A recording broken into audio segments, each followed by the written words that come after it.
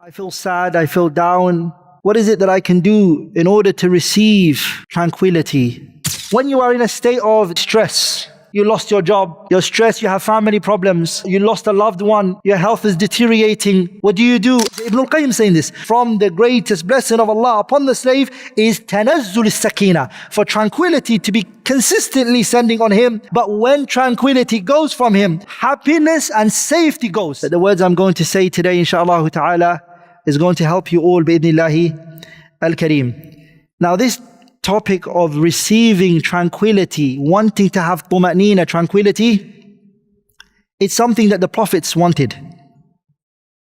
If you look at Nabiullah Musa, when Allah sent him subhanahu wa ta'ala, he said, Rabbi sharah li sadri wa yassir li amri wahlul uqdatan min lisani yafqahu qawli.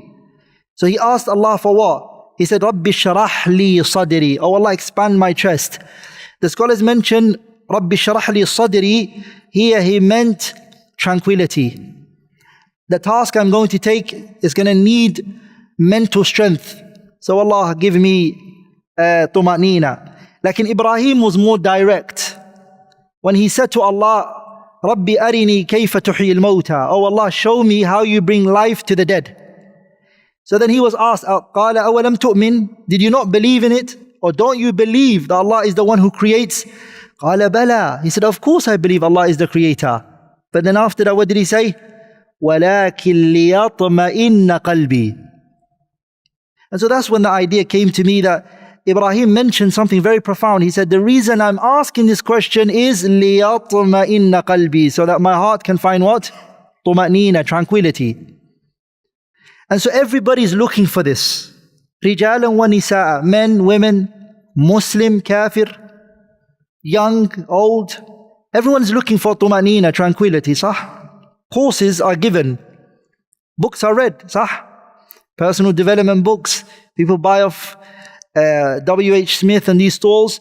People go and buy these books and they read it and they think that they're going to get, at the end of it, happiness and joy. And there's a lot of books that you guys have read and seen. But Allah subhanahu wa ta'ala, if you look at the Quran, He mentions three things, and then inshallah ta'ala I'm going to expand on those three things in more details inshallah ta'ala. The first thing Allah mentions that really brings about tranquility, if somebody really appreciates it and understands it, is having Islam. Being a Muslim, honestly, is what brings about tuma'nina. Even at times when things are hard, knowing that what you have Islam, there's nothing greater than that. That's what Allah said in the Quran, أَفَمَنْ شَرَحَ اللَّهُ صَدْرَهُ لِلْإِسْلَامِ فَهُوَ عَلَى نُورٍ مِّن رَبِّهِ. The person who Allah gives him Islam, he's upon light. Yeah, and if you have Islam, what else can you possibly look for? That is tranquility. That is happiness. That's why Shaykh al-Islam ibn Taymiyyah rahimahullah, he said, إِنَّ فِي الدُّنْيَا جَنَّةً. There is a Jannah in this world. مَنْ لَمْ يَدْخُلْهَا. The person who does not enter the Jannah of this dunya will not enter the Jannah of the hereafter. And there's a Jannah here right now, before the Jannah in the Akhirah. And then they asked him, what is that Jannah that you're referring to? And he said, Al-Imanu Billah. Believing in Allah is a joy. Like, you know, when you go to Jannah, you're going to enjoy yourself. It's going to have na'eem, blessings, joy. The person who has iman in this world, he's feeling that. So the first thing I realize, brothers and sisters, is that if we don't have a very strong relationship with Islam, our religion, the purpose of why we're on this earth, we will start to feel down.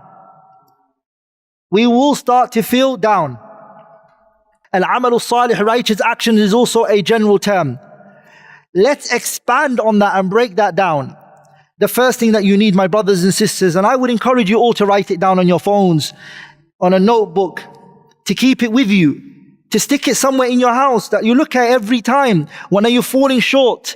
Because qadru as-sa'ada, Ibn al-Qayyim says, rahimahullah, wat-tuma'nina, the level of happiness and tranquility you're going to receive is in accordance to how much you follow these asbab, means. Yani, how much tranquility you're going to get is in accordance to how much of these means you fulfill. Number one, The first thing is al-ilmu billahi, knowing Allah. Knowing what? Allah subhanahu wa ta'ala. Knowing Allah brings tranquility. It brings tuma'nina. It wallahi does. And it's sad, wallahi, and it's sad that as a person, you know the world.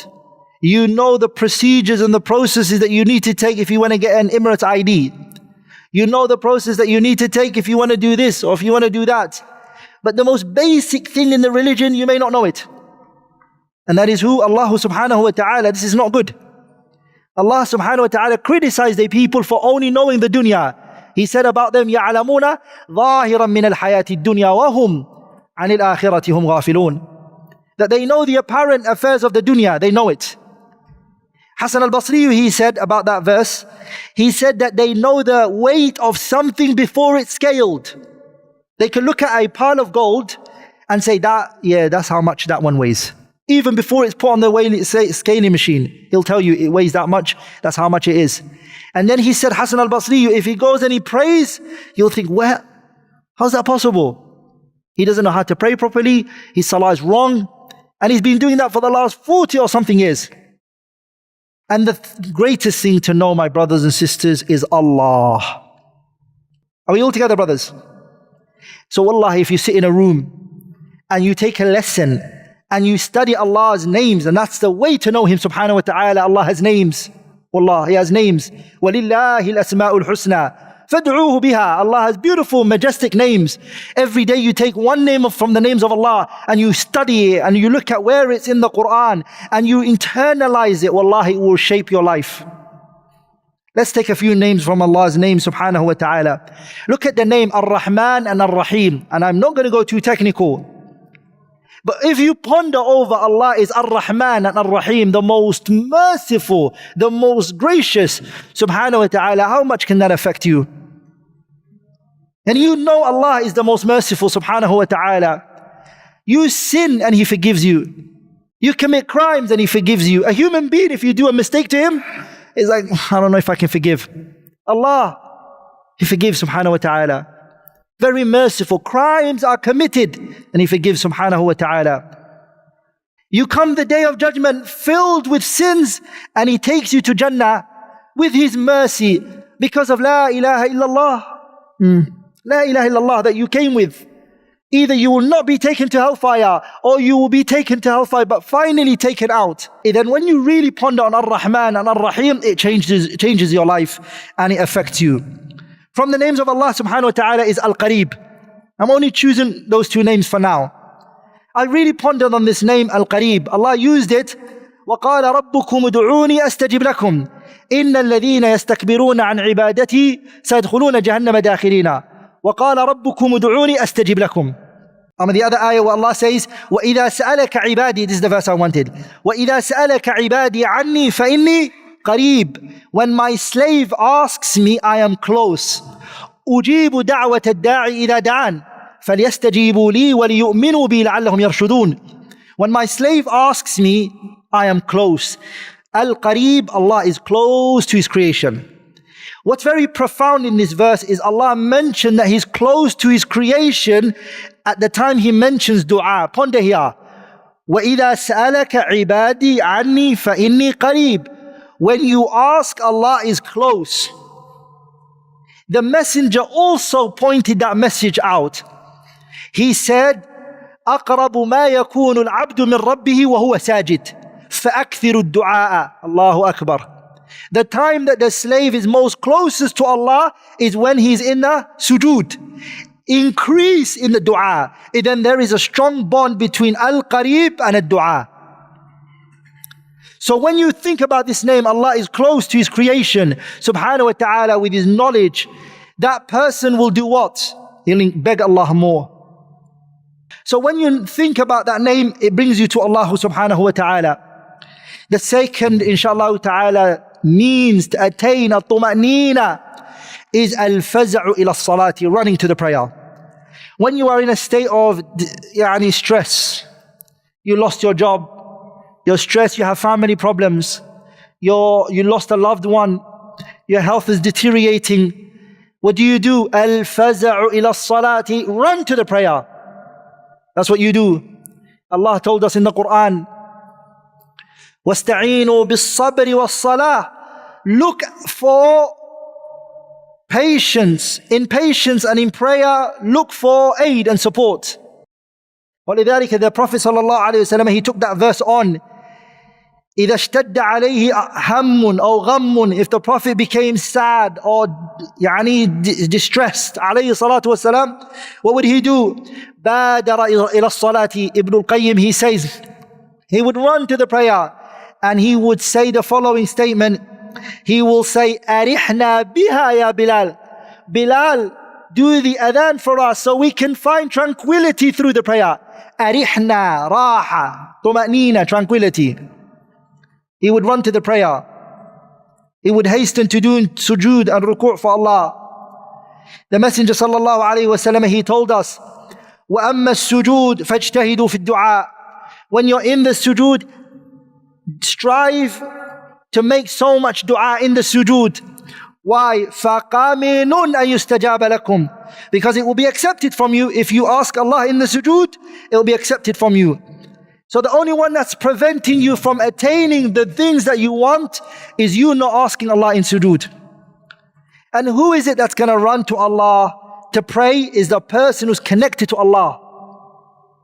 And that's what the Messenger used to find tranquility with. The narration here is mentioning if the Prophet was in a state of distress and he felt hardship, what was it that he would run to? The prayer. So then if you feel sad, you lost your job, don't go to your shaykh or this and that. Allah. Run to Allah subhanahu wa ta'ala. Beg Him.